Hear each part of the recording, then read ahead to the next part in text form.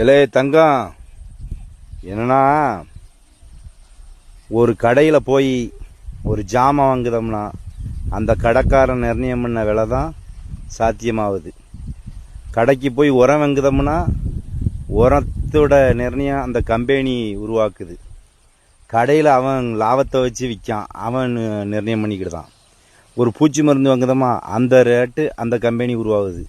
குண்டூசியோ எதுனாலும் சரி, ஊக்கு கூட அந்த கம்பெனி தான் நிர்ணயம் பண்ணணும். ஆனால் அனைத்தையும் உள்ளடக்கிய விவசாயம் இருக்குது பற்றியலா, அதை உருவாக்கி கொண்டு வரோம்ல விவசாயி, அவனோட பொருளை நிர்ணயம் பண்ணவே முடியாது. ஏன்னா மார்க்கெட்டிங் அப்படி இருக்கு. மார்க்கெட்டிங் தான் இதை நிர்ணயம் பண்ணுதாங்க.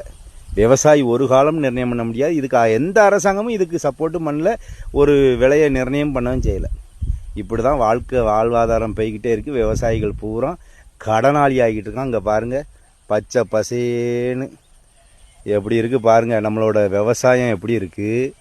ஆனால் விவசாயி கடனாகிக்கிட்டே தான் இருக்கான். இடைத்தரகர்கள் பூரா சம்பாத்தியம் பண்ணி பண்ணி பண்ணி பண்ணி சந்தோஷமாக வாழ்ந்துக்கிட்டு இருக்காங்க. நல்லா இருக்கட்டும் இல்லைங்களா, விவசாயம் நல்லா இருக்கணும்.